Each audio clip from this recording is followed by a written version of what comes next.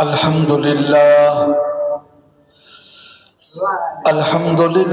نحمده ونستعينه ونستغفره ونؤمن به ونتوكل عليه ونعوذ بالله من شرور أنفسنا ومن سيئات أعمالنا من يهده الله فلا مضل له ومن يضلله فلا هادي له ونشهد أن لا إله إلا الله وحده لا شريك له ونشهد أن سيدنا وسندنا وحبيبنا ومولانا محمد وبارك وسلم أما بعد فأعوذ بالله من الشيطان الرجيم بسم الله الرحمن الرحيم شهر رمضان الذي أنزل فيه القرآن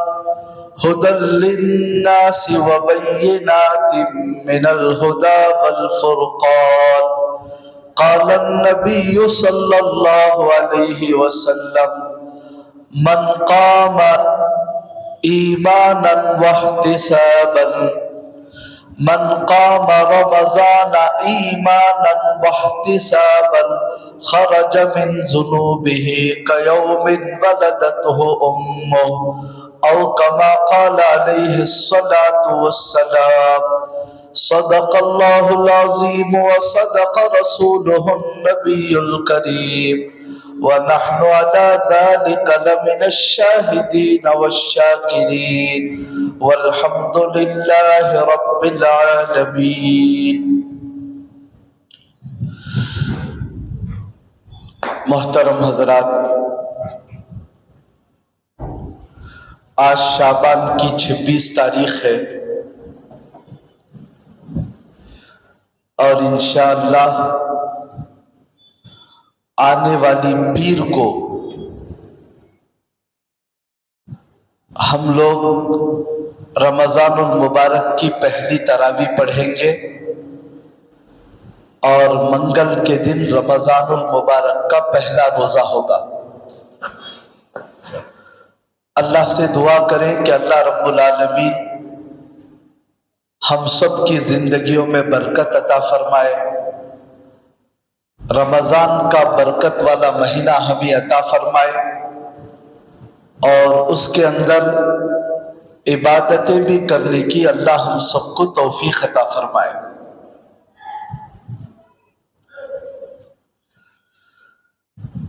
ابھی جو 2-3 دن باقی ہیں، اسی وقت سے ہم لوگوں کو رمضان کی تیاری کرنا ہے، اور رمضان کی تیاری کیا کریں گے؟ سب سے پہلے اپنے آپ کو ہر قسم کے گناہوں سے بچائیں، اور جو گناہ ہم نے کر لیے ہیں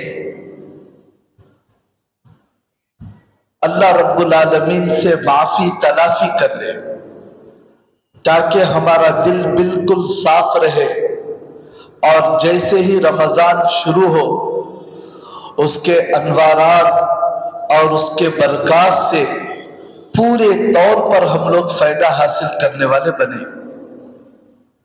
ہم گھروں میں دیکھتے ہیں چھوٹے بچے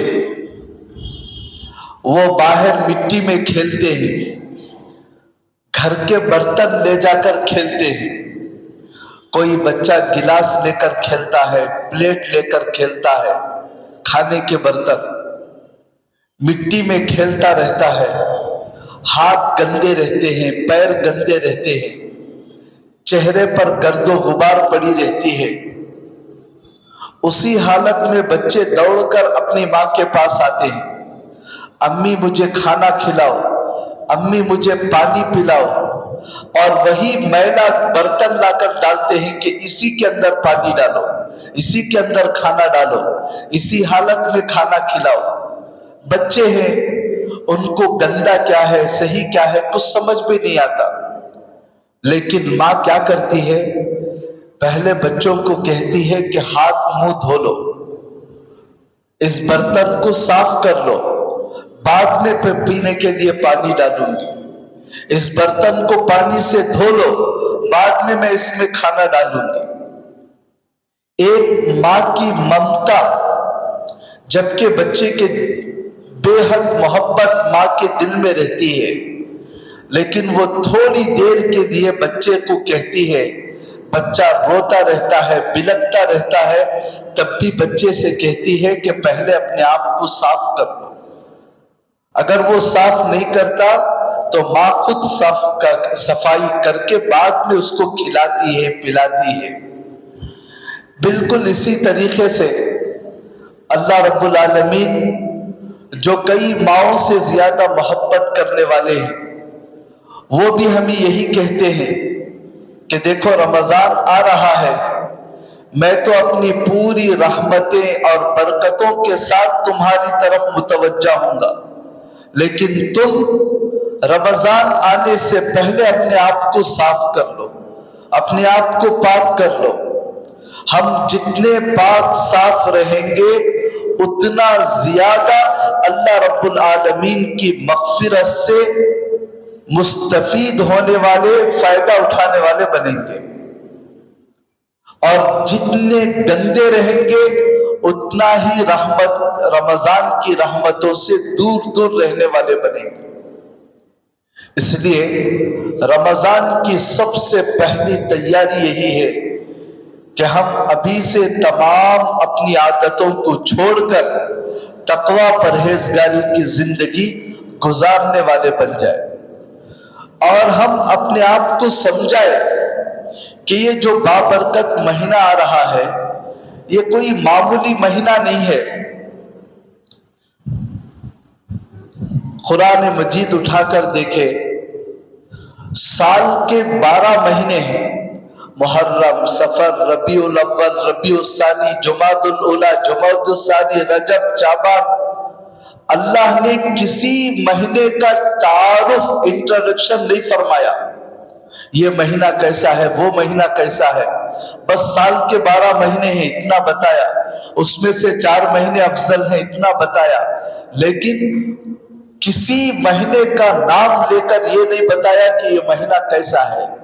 صرف ایک مہینہ رمضان کے بارے میں کہ رمضان کی اہمیت لوگوں کے دلوں کے اندر بیٹھ جائے، اس کا تعارف کروایا۔ کیسے تعارف؟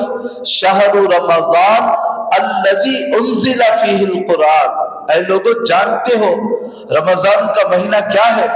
رمضان کا مہینہ وہ مہینہ ہے جس میں نے قرآن مجید کو نازل فرمایا، اور قرآن مجید کے ساتھ جس کا بھی تعلق ہو جاتا ہے اس کا مقام اللہ پاک بڑھا دیتے ہیں۔ رمضان میں قرآن اترا، رمضان کا مہینہ سب مہینوں سے افضل۔ جس رات میں قرآن پاک اترا وہ رات ساری راتوں سے افضل۔ جس فرشتے کے ذریعے قرآن اترا وہ فرشتہ سب فرشتوں سے افضل۔ جس نبی پر قرآن اترا وہ نبی سب نبیوں سے افضل۔ جس امت کو اللہ نے قرآن دیا وہ امت سب امتوں سے افضل۔ جس کاغذ پر قرآن ہو دنیا کے سارے کاغذوں سے افضل، اور جس غلاف کے اندر، جس کپڑے کے اندر قرآن مجید رکھا گیا ہو وہ کپڑا دنیا کے سب کپڑوں سے افضل۔ یہاں تک کہ کعبہ شریف کے اوپر جو غلاف ہے، جسے چھونے کے لیے، جسے دیکھنے کے لیے بھی لوگ ترستے ہیں، تڑپتے ہیں، اس سے بھی زیادہ مقام اور مرتبہ قرآن مجید کے ساتھ جو غلاف ہے اس غلاف کا ہے۔ تو اندازہ لگاؤ قرآن مجید کا کیا مقام ہے۔ اللہ نے صرف قرآن مجید نہیں بلکہ اپنی جتنی کتابیں ہیں، تورات، زبور، انجیل اور دوسرے انبیاء پر چھوٹی چھوٹی کتابیں جن کو صحیفہ کہتے ہیں، یہ سب کتابیں چھوٹی بڑی سب کتابوں کو اللہ نے رمضان کے مہینے میں اتارا۔ رمضان کا قرآن مجید کے ساتھ، اللہ کی کتابوں کے ساتھ بہت گہرا تعلق ہے۔ رمضان کا مہینہ آتا تو خود حضرت جبرائیل علیہ السلام آ کر اللہ کے نبی کو قرآن سناتے اور اللہ کے نبی حضرت جبرائیل علیہ السلام کو قرآن سناتے۔ جس سال اللہ کے نبی کا انتقال ہوا اس سال آپ علیہ السلام نے 2 مرتبہ حضرت جبرائیل علیہ السلام کو قرآن مجید سنایا۔ قرآن مجید آتا، رمضان المبارک آتا تھا، قرآن مجید کی تلاوت بہت زیادہ کیا کرتے تھے ہمارے نبی، حضرات صحابہ کرام، حضرات تابعین رمضان کی ایسی قدر کرتے تھے، دن رات صرف ایک ہی مشغلہ قرآن مجید کی تلاوت۔ اللہ کے قرآن کے ساتھ بہت خاص لگاؤ تھا۔ امام شافعی رحمت اللہ علیہ کے بارے میں لکھا ہے، رمضان آتا تو دن میں ایک قرآن، رات میں ایک قرآن پڑھتے تھے، دن میں ایک، رات میں ایک، اور پورا رمضان ختم ہوتا تو 60 پر 1 قرآن مجید پڑھ دیا کرتے تھے۔ حضرت عثمان رضی اللہ عنہ عشاء کی نماز کے بعد جاتے، قرآن مجید نماز میں پڑھتے، صرف 2 رکعت میں سے 1 رکعت میں پورا قرآن پڑھتے تھے۔ کیسا شغف تھا، کیسا شوق تھا قرآن مجید کا۔ حافظ گل محمد صاحب رحمت اللہ علیہ ایک بزرگ گزرے ہیں، وہ اپنی زمین میں جا کر کھیت میں ہل چلایا کرتے تھے، حافظ قرآن تھے، ہل چلانے کے لیے ہل جوتنے کا جو آلہ تھا اس کو کھندے پر رکھ کر گھر سے بسم اللہ پڑھ کر نکلتے، اعوذ باللہ بسم اللہ کر کر وہیں سے سورہ فاتحہ کی تلاوت کرتے، اور دوپہر میں جب کھانے کے وقت میں گھر میں قدم رکھتے تو ان کی زبان پر سورۃ الناس رہتا تھا۔ جا کر ہل جتنا جوتنے میں جتنا وقت لگتا تھا، صبح سے دوپہر کی گرمی تک مکمل قرآن مجید پڑھ لیا کرتے تھے۔ حافظ مشیت اللہ صاحب رحمت اللہ علیہ، ان کے چپل کا بیپار تھا، چپل بیچتے تھے، جیسے آج بھی لوگ 2 ویلر میں یا 4 ویلر میں چپل رکھ کر کھیڑے کھیڑے بیچنے کے لیے جاتے ہیں، تو یہ بھی محلہ محلہ اس زمانے میں گدھے پر یا کوئی جانور پر اپنے چپل لے کر جاتے، تو جاتے ہوئے اعوذ باللہ بسم اللہ سورہ فاتحہ شروع کرتے، اور جب تک سورہ ناس ختم نہیں ہو جاتا، واپس جب شہر کے اندر داخل ہوتے تو قرآن مجید مکمل ہو جاتی تھی۔ اور کبھی 1-2 پارے باقی رہتے تو شہر کے باہر بیٹھتے، اس کو مکمل کر کے پھر شہر میں داخل ہوتے تھے۔ کیسا قرآن مجید کے ساتھ شغف تھا، کیسا پڑھتے تھے قرآن مجید۔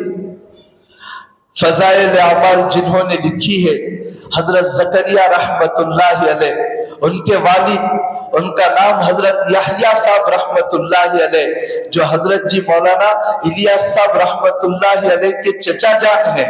حضرت جی مولانا الیاس صاحب رحمت اللہ علیہ کی بہت تربیت انہوں نے کی ہے، تو ان کے بارے میں لکھا ہے، ان کا کتابوں کا دکان تھا، جب دکان کھولتے تو سورہ فاتحہ شروع کرتے اور دکان میں جھاڑتے رہتے، کتابوں کی پیکنگ کرتے رہتے، کتابوں کو جوڑتے رہتے، اور زبان پر قرآن مجید بھی تلاوت کرتے، اور شام کو جب دکان بند کرنے کا وقت ہوتا تو مکمل قرآن مجید ختم ہو جاتی تھی۔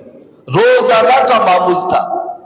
غالباً ان کی نانی ایک مرتبہ رمضان کے مہینے میں کہنے لگی، یحییٰ میں تیرے پیچھے تراویح پڑھنا چاہتی ہوں، تو بوڑھی عورت ہے، کہا کہ ٹھیک ہے نانی جان، میں فرض نماز مسجد میں پڑھ کر آؤں گا۔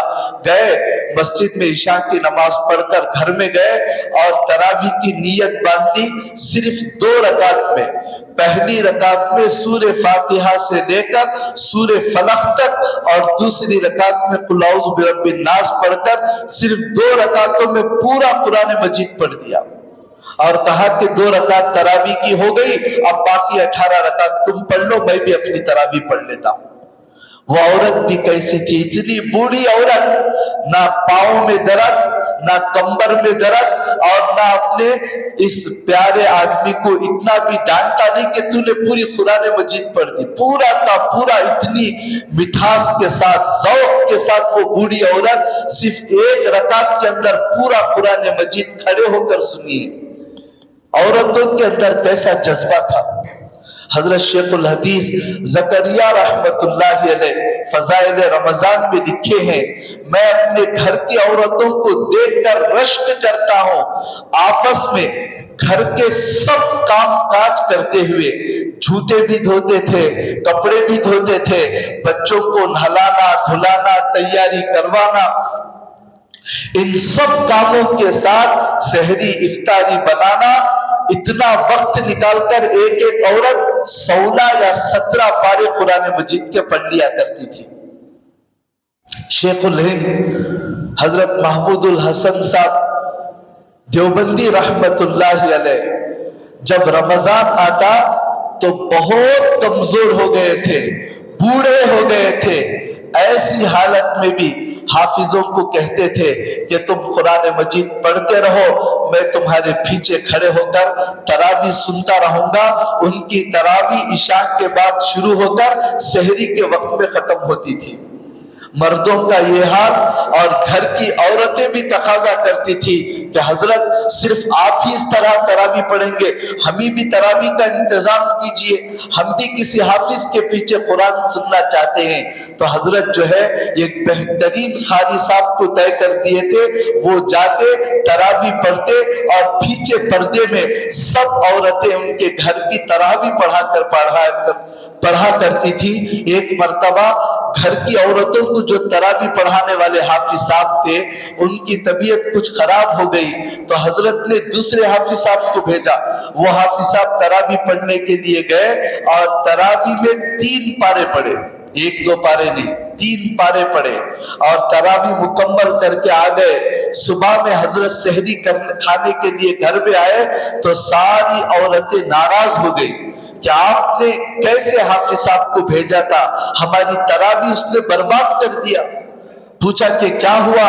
تو وہ عورتیں کہنے لگی، ہم روزانہ تراویح میں 7 پارے سنتے تھے، آج آپ نے جس حافظ کو بھیجا پتہ نہیں کیا جلدی تھی، 3 پارے پڑھ کر بھاگ گیا، اس لیے ہماری تراویح خراب ہو گئی۔ تھوڑا بہت تراویح کے اندر کمی پیشی ہو گئی تو عورتیں بگڑ جایا کرتی تھی اور مرد حضرات پریشان ہو جایا کرتے تھے۔ کیسا گہرا تعلق قرآن مجید کے ساتھ تھا۔ اور ایک نظر ہم لوگ اپنی بھی دیکھ لیں، ہمارے زمانے کی بھی دیکھ لیں، ہماری حالت کیا ہوتی ہے۔ تراویح آتی ہے تو سب سے پہلے ہم لوگ انکوائری کرتے ہیں کس مسجد میں سب سے پہلے تراویح ہوتی ہے، اور جہاں سب سے پہلے تراویح ہوتی ہے ساری بھیڑ وہاں پر جمع ہوتی ہے، اور تراویح ہونے کے بعد جا کر گھر نہیں سو جاتے، تراویح ہونے کے بعد کوئی نائٹ ڈیوٹی ان کو نہیں رہتی، تراویح ختم کر کے پان کی دکان کے پاس، چائے کی دکان کے پاس اور روڈوں میں فون لے کر گٹکا کھاتے ہوئے گھنٹوں بازار میں کھڑنے کے لیے دل لگتا ہے، لیکن اللہ کے گھر میں قرآن سننے کو دل نہیں لگتا۔ وَإِذَا تُلِيَتْ عَلَيْهِمْ آيَاتُهُ زَادَتْهُمْ إِيمَانًا۔ اللہ فرماتے ہیں قرآن مجید وہ کتاب ہے، جب اس کو پڑھا جا رہا ہو تو ایمان والے جب قرآن مجید کو سنتے ہیں ان کے بال کھڑے ہو جاتے ہیں، ان کا ایمان بڑھ جاتا ہے، شوق بڑھ جاتا ہے، جذبہ بڑھ جاتا ہے۔ تو ہم سوچے کہ ہم کیسے ایمان والے ہیں، ہمیں قرآن پڑھنے کے لیے بھی توفیق نہیں ہوتی، قرآن سننے کے لیے بھی توفیق نہیں ہوتی، قرآن سننا بھی ہمارے اوپر بوجھ ہو رہا ہے، تو ہم خود اندازہ لگائیں کتنا کمزور ایمان ہمارا ہے۔ سال میں 1 مرتبہ ایسا موقع ملتا ہے، رمضان گزرنے کے بعد دوسرے دن، عید کی پہلے دن آ کر اگر کوئی تراویح پڑھنا چاہے، دنیا کے سارے علماء فتویٰ دیں گے تجھے ثواب نہیں، بدعت کو زندہ کرنے پر گناہ ہوگا۔ حکم صرف رمضان میں ہے، رمضان میں 1 مرتبہ ایسا موقع ملتا ہے، اللہ کے نبی فرماتے ہیں من قام رمضان ایمانا واحتسابا خرج من ذنوبہ کیوم ولدتہ امہ، جو ایمان والا بندہ یا جو ایمان والی بندی ایمان کی حالت میں ثواب کی نیت کے ساتھ تراویح کے لیے کھڑا ہوا، اللہ کے سامنے عبادت کرنے کے لیے کھڑا ہوا رمضان کے مہینے میں، تو وہ اپنے گناہوں سے ایسا پاک ہو جاتا ہے جیسے کہ ابھی اپنی ماں کے پیٹ سے پیدا ہوا ہے۔ کتنا بابرکت مہینہ اللہ ہم کو دے رہے ہیں، اور ہماری حالت کیا ہے رمضان کے مہینے میں۔ رمضان کا مہینہ جب آتا ہے، اللہ کے نبی نے ارشاد فرمایا پہلی رات کو جب چاند نظر آ جاتا ہے، پہلی رات کو جنت کے اندر ایک ہوا چلتی ہے، اس ہوا کا نام مسیرہ ہے۔ جب وہ ہوا چلتی ہے تو جنت کے دروازے اور جنت کی کھڑکیاں آپس میں ٹکراتی ہیں، اور اس کا جو اغل ہوتا ہے وہ آپس میں لگنے کی وجہ سے ایسی سریلی، ایسی میٹھی آواز پیدا ہوتی ہے، اللہ کے نبی فرماتے ہیں کہ سننے والوں نے کبھی بھی اتنی میٹھی آواز نہیں سنی ہوگی۔ جب وہ آواز آتی ہے تو جنت کی حوریں دوڑتی ہوئی جنت کے بالا خانے پر پہنچ جاتی ہیں، اور جنت کا جو داروغہ ہے، یعنی جنت کا جو واچمین ہے، فرشتہ، اس کا نام رضوان ہے، اس رضوان سے پوچھتے ہیں اے رضوان یہ کون سی ہوا ہے، یہ کیسی آواز ہے؟ تو وہ فرشتہ کہتا ہے رمضان المبارک کی پہلی رات ہے، اللہ نے حکم دیا ہے جنت کے دروازوں کو کھول دو، اور جہنم کے فرشتے کو حکم دیتا ہے جہنم کے دروازے بند کر دو، اور جبرائیل علیہ السلام کو حکم دیتا ہے اللہ جاؤ دنیا کے اندر جتنے سرکش شیاطین ہیں جو لوگوں کو نماز کو آنے سے روکتے ہیں، اچھا کام کرنے سے روکتے ہیں، ایسے سارے سرکش شیاطین کو پکڑ کر ان کے گلے میں توخ ڈال کر سمندروں میں پھینک دو تاکہ میرے بندوں کے روزوں کو خراب نہ کریں۔ شیطان بند ہو جاتا ہے، جنت کے دروازے کھل جاتے ہیں، جہنم کے دروازے بند ہو جاتے ہیں، آسمان سے فرشتہ روزانہ اعلان کرتا رہتا ہے کوئی مانگنے والا، ہے کوئی بخشش کا طالب، ہے کوئی پریشان، ہے کوئی جنت کی تیاری کرنے والا، اللہ دینے کے لیے تیار ہے۔ ہر رات آواز لگتی رہتی ہے۔ جب افطار کا وقت ہوتا ہے، حدیث پاک میں اللہ کے نبی نے فرمایا 10 لاکھ آدمی جو جہنم میں جانے کے مستحق ہیں، جنت میں قدم رکھنے کے بھی لائق نہیں ہیں، ایسے 10 لاکھ آدمیوں کو اللہ جہنم سے نجات دیتا ہے۔ ہر دن افطار کے وقت میں 10 لاکھ آدمی، 10 لاکھ آدمی، 10 لاکھ آدمی، اور جب رمضان کی آخری رات ہوتی ہے تو شروع رمضان سے آخر رمضان تک جتنی تعداد تقریباً 3 کروڑ آدمی کو اللہ نے آزاد کیا تھا، تو اس ایک رات میں 3 کروڑ آدمیوں کو اللہ جہنم سے نجات دیتے۔ اور دن رات میں ایمان والے کی ایک دعا قبول ہونا ضروری ہے، اللہ کے نبی کا وعدہ ہے، اللہ پاک ہر ایمان والے بندے اور بندی کی ایک دعا ضرور قبول کرتے ہیں۔ اور صرف رمضان کے لیے اللہ پاک سال بھر جنت کی ڈیکوریشن کرتے ہیں، جنت کو سجاتے ہیں، اور رمضان کا مہینہ آتا ہے تو اللہ خود جنت سے کہتے ہیں اے جنت میرے بندے بھوکے پیاسے گرمی کی حالت میں بھی برداشت کرتے ہوئے روزے رکھ کر میری عبادت کیے ہیں، تکلیف برداشت کر رہے ہیں، تو خوب تیار ہو جا، میرے یہ بندے عنقریب دنیا کو چھوڑ کر تیرے اندر آنے والے ہیں۔ تو اس مہینے کو کوئی معمولی مہینہ نہ سمجھے، یہ معمولی مہینہ نہیں ہے، زندگی بدلنے کا مہینہ ہے۔ جیسے کوئی آدمی ہمارے پاس ایک چیک بک لا کر دے گے، اس کے اندر 30 پیپر ہیں، سائن کر کر دے دے، لو بھئی یہ چیک بک ہے، تمہیں جتنا چاہیے پیسے اماؤنٹ اس کے اندر لکھ کر بینک سے ڈرا کر لو، تو ہماری کیا حالت ہوگی، کتنے خوش ہو جائیں گے۔ کتنے نمبرات لکھیں گے؟ ہمیں جتنا آتا ہے لاکھ کروڑ بلین ملین جتنے آداد ہیں سب کچھ لکھ دیں گے. کیوں؟ ہمارے پاس دنیا کی اہمیت ہے، پیسے کی اہمیت ہم نے پہچان لی، بنگلے کی اہمیت ہم نے پہچان لی، کار کی حقیقت کو ہم نے پہچان لیا، مہنگے مہنگے فونوں کی حقیقت کو ہم نے پہچان لیا، لیکن جنت کو نہیں پہچانا، جنت کے مزے کو ہم نے نہیں جانا، آخرت کا منظر ہماری آنکھوں کے سامنے نہیں ہے، جہنم سے بچنے کی چاہت ہمارے پاس نہیں ہے. اللہ پاک 30 دن کے گویا کے 30 چک ہمارے حوالے کر رہے ہیں، لو جتنے نیکیاں کمانا ہے کما لو، تمہیں سب یہ نیکیاں آخرت میں ملیں گے. لیکن ہماری حالت، اللہ ہم سب کی حفاظت فرمائے، کھانے میں اور سونے میں رمضان کو ضائع کر دیتے ہیں.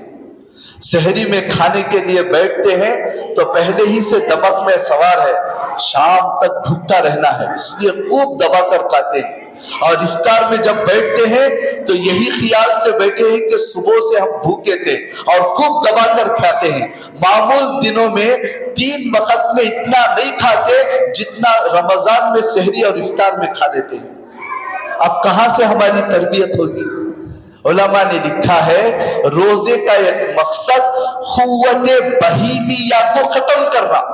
قوت بہیمیہ کہتے ہیں انسان کے اندر جانوروں کی بھی کچھ عادتیں رہتی ہیں. اب جانور کی عادت کیا ہے؟ اسے کھانا سونا، بس اسے نہ گھر ہے نہ کوئی خاندان ہے، جہاں بھی کھانے کو ملا بس کھا لو، جہاں سونے کو ملا بس پڑ گیا. تو ایسی کچھ عادتیں انسان کے اندر بھی رہتی ہیں. تو علماء نے لکھا ہے رمضان اللہ نے اسی لیے دیا ہے وہ کھانا اور سونے کی عادت ختم ہو، غریبوں کے بھوک کا احساس اپنے اندر پیدا ہو.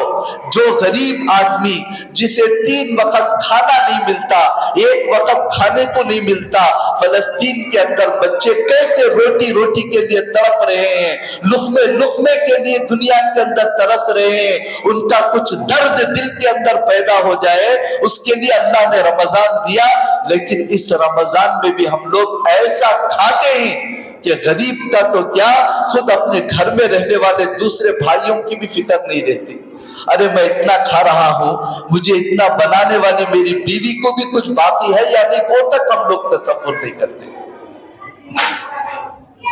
تو رمضان کا یہ بابرکت مہینہ کھانے سونے گھومنے پھرنے کے لیے نہیں آ رہا ہے، ہماری تربیت کے لیے اللہ نے دیا ہے. رمضان کے اندر 30 روزے آدمی رکھ لے، پابندی سے تراویح پڑھ لے، بھوک پیاس کو برداشت کر لے، جو جو اعمال اللہ کے نبی نے بتائے ہیں ان کو کر لے، تو رمضان کے بعد جب عید کی نماز پڑھ کے باہر نکلتا ہے ایسا نکلتا ہے جیسے ابھی اس کی ماں کے گود سے پیٹ سے پیدا ہوا ہے. کوئی گناہ اس کے ذمے میں باقی نہیں رہتا. تو میرے عزیز دوستوں اور بزرگوں، زندگی میں بہت سارے رمضان ہم نے دیکھ لیے، چل گئے. کم سے کم رمضان کی صحیح قدر کرنے کے لیے سب سے پہلے ہر مرد ہر عورت اپنے دل و دماغ میں اس بات کو بٹھا لے کہ یہ آنے والا رمضان میری زندگی کا آخری رمضان ہے. جب ایسی نیت کریں گے تو پھر رمضان کے اندر شوق پیدا ہوگا، جذبہ پیدا ہوگا کہ بس اب ایک ہی رمضان ہے، دوبارہ زندگی میں رمضان نہیں ملے گا، اگر مل بھی گیا تو پتہ نہیں ہماری صحت ایسی رہے گی یا نہیں رہے گی، اگر مل بھی گیا تو پتہ نہیں حالات ہمارے کیسے رہیں گے. ایک رمضان تو ہم نے کرونا کے اندر دیکھا، کتنے لوگ مسجد میں قدم رکھنے کے لیے تڑپ گئے لیکن مسجد میں نہیں آ سکے، باہر نکلنے کے لیے تڑپ گئے لیکن موقع نہیں ملا، عید کی نماز کے لیے تڑپ گئے. اللہ ساری دنیا کے لوگوں کو بتا دیا اللہ الصمد، اللہ بے نیاز ہے، اللہ کو کسی کی عبادت کی ضرورت نہیں ہے، وہ چاہے تو دنیا کو بند کر سکتا ہے، کعبہ شریف مکہ مکرمہ کا جو کعبہ ہے جب سے بنا ہے کبھی بھی طواف نہیں رکھا تھا، لیکن اللہ نے کرونا کے زمانے میں رکوا کر دکھلا دیا کہ اے لوگوں، میں تمہاری عبادت کا محتاج نہیں ہوں، ہم عبادت کر لیے ہماری سعادت کی بات ہے، ہم رمضان کی قدر کر لیے ہمارے لیے بہتر ہے۔ اللہ کے نبی علیہ السلام جمعہ کے دن خطبہ دینے کے لیے ممبر پر چڑھ رہے تھے، ایک قدم پر ایسا قدم رکھا تو فوراً آمین کہا، دوسرے پر قدم رکھا آمین کہا، تیسرے پر قدم رکھا آمین کہا۔ صحابہ کرام تعجب میں پڑ گئے، کبھی بھی اللہ کے نبی خطبے پر قدم اٹھاتے ہوئے آمین نہیں کہتے تھے، پتہ نہیں آج آمین کیوں کہا۔ اللہ کے نبی سے پوچھنے پر اللہ کے نبی نے کہا جب میں قدم اٹھا رہا تھا اس وقت حضرت جبرائیل علیہ السلام آئے اور آ کر کہا اے نبی میں بددعا کرتا ہوں تم آمین کہو، میں یہ بددعا کرتا ہوں اللہ اس بندے کو اس بندی کو برباد کر دے، ہلاک کر دے جو رمضان کا مہینہ پا کر بھی اللہ کی مغفرت کا مستحق نہ بن سکے۔ اللہ کے نبی نے آمین کہا۔ اس آدمی کو اللہ ہلاک کر دے جس کے ماں باپ زندہ ہو اور وہ ان کی خدمت کر کے اپنے آپ کو جنت کا مستحق نہ بنائے۔ اللہ کے نبی نے آمین کہا۔ اور وہ آدمی ہلاک اور برباد ہو جائے جس کے سامنے آپ کا ذکر ہو، آپ کا نام آئے اور وہ آپ پر درود نہ پڑے، آپ نے اس وقت بھی آمین کہا۔ دیکھو ہم کیسا رمضان گزارتے ہیں، سحری کھا کر آئے، فجر کے بعد سوئے تو ظہر تک، ظہر کے بعد سوئے تو عصر تک، عصر کے بعد افطاری کی تیاری، اب مغرب کے بعد زبان کے اندر کھجلی شروع، جو بیڑی کا عادی، جو سگریٹ کا عادی وہ بیڑی سگریٹ پینے میں لگا ہے، جو پان کا عادی وہ پان کھانے میں لگا ہے، جسے فون کا عادی وہ فون کے پیچھے پڑا ہے۔ کیا ایسا رمضان گزارنے پر ہماری مغفرت ہو جائے گی؟ کیا ایسے رمضان گزارنے پر ہم اللہ کے نبی اور حضرت جبرائیل کی بددعا سے بچ جائیں گے؟ بہت سارے رمضان غفلت میں گزر گئے، بہت گزر گئے، کم از کم اب جو رمضان آ رہا ہے ہم سب مل کر ابھی سے ارادہ کریں، ہمتیں کریں، کوشش بھی کریں اور خوب دعائیں بھی کریں، اور دعاؤں کا خوب اہتمام کر کے رمضان کا ایک سیکنڈ بھی غفلت میں ضائع نہ ہو اس کا ایک پلان بنائیں۔ دیکھو رمضان کی قدردانی کرنے کے لیے سب سے پہلی بات اپنے دماغوں میں یہ بٹھا لیں کہ یہ میری زندگی کا آخری رمضان ہے۔ اگر یہ ذہن میں رہے گا تو عبادت کرنے کا شوق ہوگا۔ اور دوسری بات انٹرنیٹ کو بند کر دے، فون کے اندر انٹرنیٹ کو بند کر دے۔ ہاں اگر کوئی اس کا آن لائن تجارت ہے اور سخت ضرورت پڑتی ہے تو جب ضرورت ہے آن کر لیں، ضرورت ختم ہوتی ہے بند کر لیں۔ باقی جن کو کوئی کمانا نہیں ہے، کوئی ذمے نہیں ہے، انٹرنیٹ بند ہونے سے، فون بند ہونے سے کسی کمپنی کا کوئی نقصان نہیں ہونے والا ہے، ایسے احباب فون سوئچ آف کر کے فون رکھ دیں۔ یہ فون ہی ہمارے سب اوقات کو برباد کر دیتا ہے۔ اور تیسری بات سحری کے لیے اٹھیں تو تہجد کا اہتمام کریں، تہجد کا اہتمام کریں، 2-4 رکعت صحیح پہلے تہجد پڑھیں بعد میں کھائیں، اور اس کے لیے پہلے ہی سے عادت ڈال لیں۔ وقت دیکھ لیں سحری کا وقت ختم کب ہوتا ہے، کب شروع ہوتا ہے، وقت کی رعایت کرتے ہوئے سحری کھائیں اور وقت ختم ہونے سے 5-10 منٹ پہلے سحری ختم کر دیں۔ یہاں مسجد میں اعلان بھی ہوتا ہے 15 منٹ باقی رہ گئے ہیں، 5 منٹ باقی رہ گئے ہیں، 2 منٹ باقی رہ گئے ہیں۔ جب اعلان ہو رہا ہو تو اس سے پہلے سب ختم کر دیں، اور جب مسجد سے اعلان ہو سحری کا وقت ختم ہو گیا تو بس اب فوراً مسجد کو آنے کی تیاری کریں۔ مسجد کو آکر مسجد میں آکر بیٹھ جائیں. جو اذان سن کر سنت پڑھ کر مسجد میں بیٹھ جاتا ہے بس نماز کا ثواب شروع ہو جاتا ہے.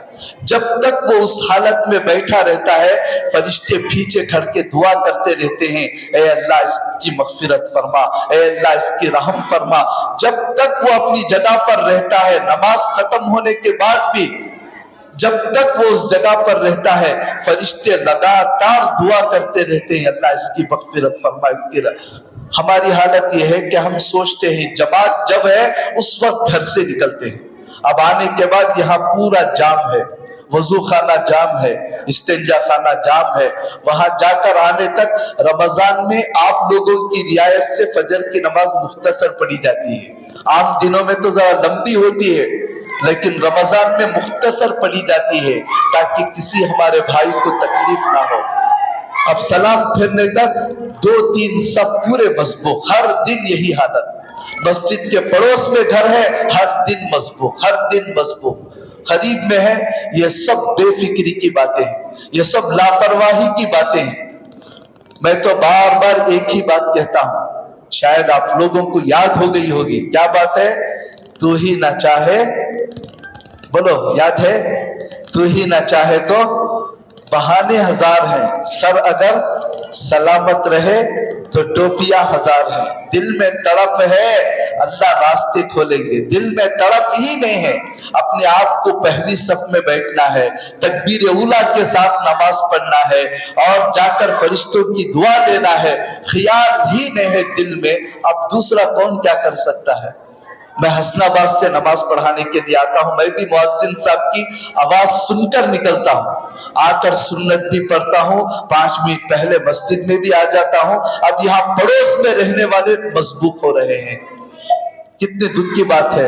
حسن آباد سے آتے ہوئے میں دیکھتا ہوں راستے میں اس وقت میں جب فون لے کر کھڑے ہوئے, اس وقت میں بیکار باتیں کرتے ہوئے کھڑے ہوئے, جب جماعت کھڑتی ہے اس وقت بھاگ کر آتے ہیں. میرے دوستو ایسے ٹوپی ڈالنے والے کام ہیں. کس کو ٹوپی ڈالنا؟ جو اللہ کو یا فرشتوں کو ٹوپی ڈالنے والے کام ہیں. بس نماز ہو جائے اور جیسے ہی سلام پھیرے سب سے پہلے نکلے. دیکھ لو آپ سلام پھیرتی دیکھو ایسے نوجوان جو 20 سال 30 سال چاہے تو وہ پوری رات کھڑے ہو کر عبادت کر سکتا ہے, ایسے نوجوان سلام پھیرتے ہی نکلتے ہیں. کہ ہمیں دعا کی بھی ضرورت نہیں, بے نیاز بن کر. روزانہ یہاں مسائل پڑھائے جاتے ہیں, مسائل سناتے ہیں فجر کے بعد. بھئی رمضان کے روزے کے کیا مسائل, نہ مسائل سے کوئی تعلق, مسائل سے تعلق نہ ہونے کی وجہ سے کتنے روزے دار روزہ رہ کر بھی روزہ ٹوٹ جاتا ہے, ان کا پتہ بھی نہیں چلتا. تو اس کے لیے ہم اپنی ترتیب بتائیں, ہم اپنی ترتیب بنائیں. سحری جلد سے جلد کھا کر اذان کا انتظار نہ کریں, فوراً اگر وقت ہو گیا ہے قریب ہے تو سنت پڑھ کر آئیں, نہیں ہو سکتا ہے تو یہاں آ جائیں لیکن وضو کے ساتھ نکلیں تاکہ آپ کا وقت ضائع نہ ہو. وضو کے ساتھ جب بندہ نماز پڑھنے کے لیے نکلتا ہے, ایک قدم اٹھاتا ہے اللہ یہ گناہ معاف کر دیتے ہیں, دوسرا قدم اٹھاتا ہے تو ایک نیکی عطا فرماتے ہیں. تو صحابہ کرام جب نماز کو آتے تو ثواب پانے کے لیے چھوٹے چھوٹے قدم اٹھاتے تھے, جیسے بچے اٹھاتے ہیں ایسے چھوٹے چھوٹے چھوٹے چھوٹے قدم. اور بعض صحابہ تو دور گھر لیتے, بھائی اتنا دور کیوں چلے گئے؟ کہتے کہ جتنی دور سے میں نماز کے لیے آؤں گا اتنے قدم پڑیں گے اتنے نیکیاں مجھے ملیں گے. نیکیوں کے حریص تھے, گناہ مٹانے کی خواہش تھی. ہم لوگ نہ نیکیاں کمانے کی خواہش, نہ اپنے گناہوں کو مٹانے کی خواہش ہے. اس لیے گھر سے وضو کر کے آنے کی عادت ڈالیں. اور تیسری بات,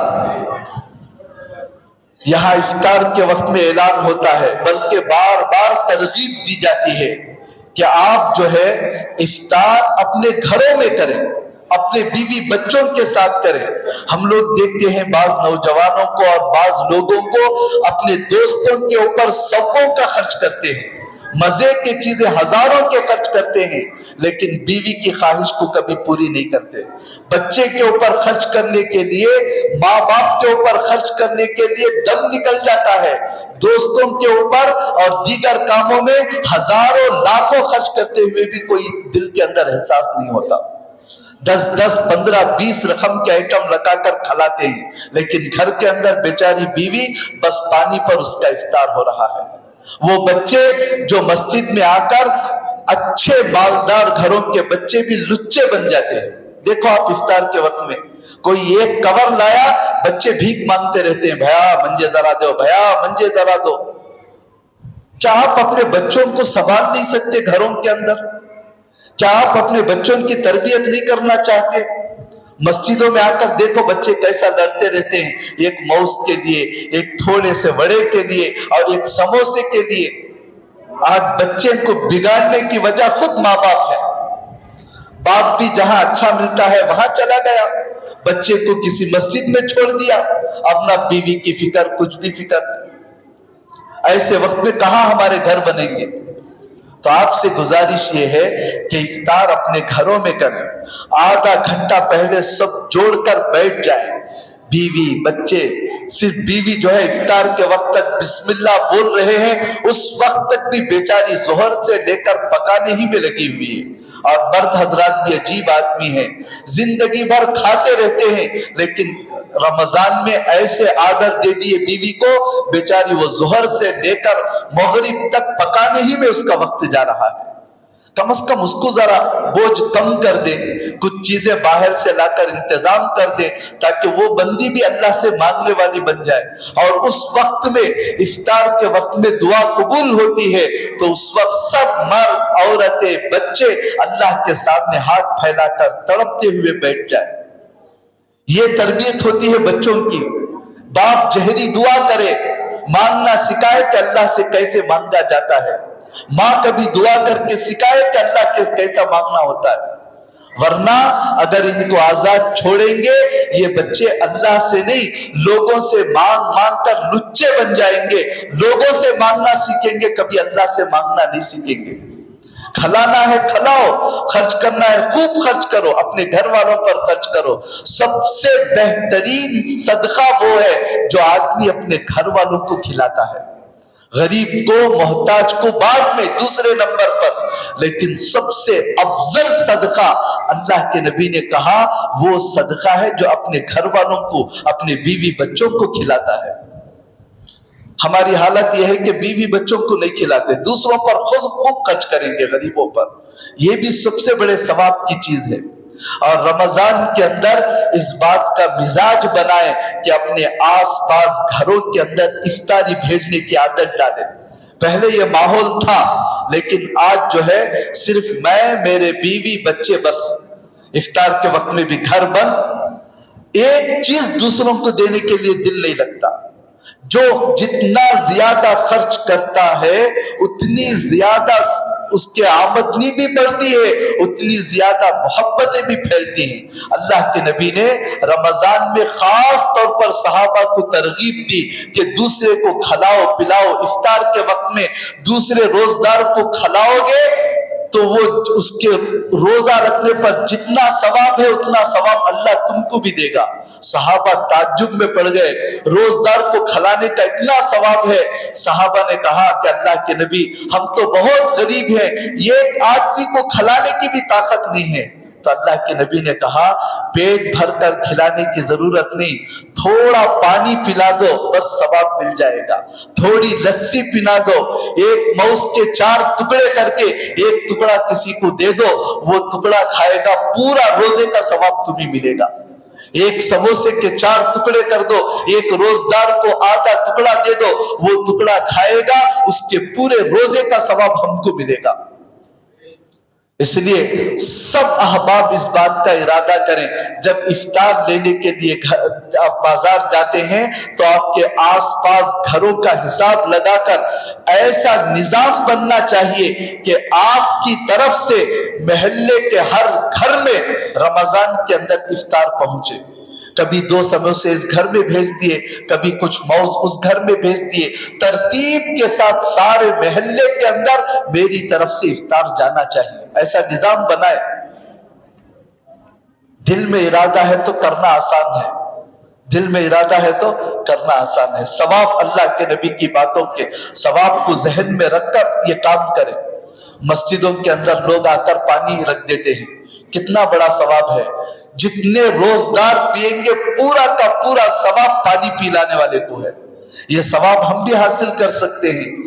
گھروں میں ٹھنڈا بوتل پانی فریج کے اندر رکھ کر ایک بوتل میں ڈال دیے اور دوسرے پڑوس کے گھر میں بھیج دیے. اور اللہ کے نبی نے فرمایا ہدیہ بھیجنے میں حقیر نہ سمجھے. ارے صرف پانی بھیجتے ہیں, صرف ایک سموسہ بھیجتے ہیں, شرم نہ کریں. اللہ کے نبی نے فرمایا بھیجنے والے بھی حقیر نہ سمجھے اور لینے والا بھی اس کو حقیر نہ سمجھے. صحابہ کرام کے زمانے میں صرف ایک بکری کا سرا پایا, ایک پاؤں کا ایک چھوٹا سا ٹکڑا آیا تو اس کو بھی دوسروں کو بھیج دیے. اس نے لیا کہ کیا اچھا ہے, میں کھانے کے بجائے دوسرا کھایا تو ان کو ثواب ملے گا. وہ دوسرے کو بھیج دیا, وہ تیسرے کو بھیج دیا, جس کے گھر میں پکا تھا اسی کے گھر میں واپس لوٹ کر آیا. کیسے سخاوت کا مزاج تھا. اور ہمارے اندر بخالت اور کنجوسی کا مزاج ہے. رمضان کا مہینہ خوب دل کھول کر خرچ کرنے کا مہینہ ہے. خوب دل کھول کر خرچ کریں, خوب افطار کرائیں, اور لیکن فضول خرچی سے بچیں, شہرت سے بچیں. افطار پارٹی کی دعوت دی اور اس کو فوٹو نکال کر پورے گروپ کے اندر بھیج رہے ہیں, دیکھو ہمارے افطار کی پارٹی. 1 روپے کا ثواب نہیں ملے گا. اللہ کہے گا جس کو دکھانے کے لیے کیا تھا جا اس کے پاس مانگ لے. اللہ صرف اسی عمل کو قبول کرتے ہیں جو صرف اللہ کے لیے کیا گیا. اس لیے دکھلاوا یہ نہ کریں, بلکہ بس اللہ کو راضی کرنے کے لیے جتنا ہو سکا اتنا کریں. ایک موز خرید سکتے ہیں, ٹھیک ہے, ایک موز کے اوپر افطار کریں. پانی دے سکتے ہیں, پانی بھیجیں. کچھ بھی نہیں ہے تو پانی تو ہر گھر میں رہتا ہے, پانی بھیجیں. کہیں پانی کا انتظام کر دیں, کہیں غریب رہتے ہیں تو انہیں کھانے کا انتظام کر دیں. بہت بڑی چیز ہے اپنے آخرت کو بنانے کی. اور خاص طور پر تراویح رمضان کی بہت اہم عبادت ہے. تراویح میں بہت غفلت ہو رہی ہے. ہر سال میں دیکھتا رہتا ہوں, ابھی عشاء کی نماز ہوئی, کچھ لوگ تو دعا بھی نہیں مانگتے, اور کچھ لوگ دعا ختم ہوتی ہے 2-3 صف خالی ہو جاتے ہیں, اور آتے کب ہیں؟ عجیب بات ہے, تراویح کھڑے ہونے پر 2-3 صف رہتی ہے, وتر کے بعد دیکھیں تو 7-8 صف رہتی ہے. یہ لوگ جا کر خوب گھوم کر جب وتر کا وقت ہوتا ہے آخر میں آ کر شریک ہو جاتے ہیں. میرے دوستو, یہاں جنت کا اعلان ہو رہا ہے. تراویح میں کبھی رامائن مہابھارت کی کتاب نہیں پڑھی جاتی, اللہ کی کتاب پڑھی جاتی ہے. اللہ کی کتاب تراویح کے اندر نماز کی حالت میں پڑھتے ہیں, 1 حرف پر 100 نیکیاں ملتی ہیں. الحمد, اس کے اوپر 500 نیکیاں ملتے ہیں, 500. اور رمضان کی 1 نیکی 70 نیکیوں کے برابر ہے. اندازہ لگاؤ, 5 × 7 = 35, 3500 نیکیاں صرف الحمد پر ملتے ہیں. کتنی نیکیاں لوٹنے کا زمانہ ہے. ہم لوگ اس وقت میں بھی غفلت میں رہے, ذرا بہانے سے دکان کے اندر صبح سے شام تک کھڑے رہتے ہیں, پاؤں میں درد نہیں آتا. دیکھو وہاں پر جو بڑے بڑے ہوٹلوں کے پاس جو کھڑے رہتے ہیں دروازے کے پاس, 8 گھنٹے کھڑے رہتے ہیں, ذرا جھم نہیں ہوتا ان کے پاس. جو باڈی گارڈ رہتے ہیں بڑے بڑے لوگوں کے پیچھے بالکل 6-6 گھنٹے کھڑتے ہیں, حرکت تک نہیں کرتی. لیکن ہماری حالت اللہ کے سامنے گھنٹہ 1.5 گھنٹہ کرنے کے لیے قیامت ٹوٹ جاتی ہے ہمارے اوپر. ایسی مسجدوں کو تلاش کرتے ہیں جہاں سب سے پہلے تراویح ختم ہو جائے. یہ سب رمضان کے مہینے میں بھی اپنے آپ کو اللہ کی مغفرت سے دور کرنے کے بہانے ہیں. اپنے آپ کو تلاش کرنا چاہیے, کتنی بھی تکلیف ہو برداشت کرنا چاہیے. اللہ کے نبی کو تکلیف ہوتی تھی لیکن ایسا نماز پڑھتے تھے, کھڑے کھڑے پاؤں ورم ہو جاتے تھے, پاؤں پھک جاتے تھے. اللہ کے نبی کی حالت کو دیکھ کر دوسرے لوگوں کو رونا آ جاتا تھا. درخواست کی, اللہ کے نبی آپ کی تو مغفرت ہو چکی ہے, اللہ کی طرف سے بشارت مل چکی ہے, پھر اتنا مجاہدہ کیوں کرتے ہیں؟ افلا اکون عبدا شکورا, اللہ کے نبی کہتے تھے کیا میں شکر گزار بندہ نہ بنوں؟ اتنی مغفرت ملنے والے ایسے عبادت کرتے تھے, اور ہم پتہ نہیں کہ ہمارا خاتمہ کیسے ہوگا، پتہ نہیں جنت ملے گی یا نہیں ملے گی، پتہ نہیں اللہ ہم سے راضی ہے یا ناراض ہے۔ اتنے بڑے مسئلے رکھ کر بھی رمضان کا مہینہ بھی غفلت سے گزار دیں تو ہم سے بڑا بد نصیب کوئی نہیں ہے۔ تو بس آخری بات یہی ہے کہ روزے پابندی سے رکھیں، سونے کے اندر غفلت نہ کریں۔ بھائی بس 6 یا 7 گھنٹے عادت ڈال لیں۔ ایک صحت مند آدمی اس زمانے میں 7 گھنٹے سونا کافی ہے۔ اس سے زیادہ جو سوتے ہیں وہ کاہل بن جاتے ہیں، سستاگی ان کے اندر آ جاتی ہے، ایسی سستاگی جس سے اللہ کے نبی نے پناہ مانگی ہے۔ اللہم انی اعوذ بک من العجز والکسل، اے اللہ لاپرواہی سے، سستی سے میری حفاظت فرما۔ 8 8 10 10 12 12 گھنٹے، اور شان سے کہتے بھی ہیں فجر میں سو کو ظہر میں اٹھا، ظہر میں سو کو عصر میں سو۔ تو ہے ایسی زندگی پر، یہ زندگی چھوڑ کر اپنے آپ کو ذرا تبدیل فرمائے، اور جو ہے گناہوں سے خاص طور پر بچیں۔ فون جو ہے جن کو زیادہ ضرورت نہیں پڑتی وہ فون بند کر دیں، اور قرآن مجید جن کو اللہ نے توفیق دی ہے پڑھنے کی، کثرت سے قرآن مجید پڑھنے کی عادت ڈالیں۔ صدقہ خیرات کثرت سے کریں، اور رمضان کیسے گزارنا ہے خود اللہ کے نبی نے پوری ایک حدیث کے اندر بتا دیا، کیا کیا کام کرنا ہے، وہ انشاءاللہ میں اگلے جمعہ بیان کروں گا۔ اللہ سے دعا کریں کہ اللہ ہم سب کو سنی ہوئی باتوں پر عمل کرنے کی توفیق عطا فرمائے۔ اللہ ہم سب کو صحیح رمضان گزارنے کی توفیق عطا فرمائے، غفلت اور لاپرواہی سے اللہ ہم سب کی حفاظت فرمائے۔ آمین۔ وآخر دعوانا ان الحمدللہ رب العالمین۔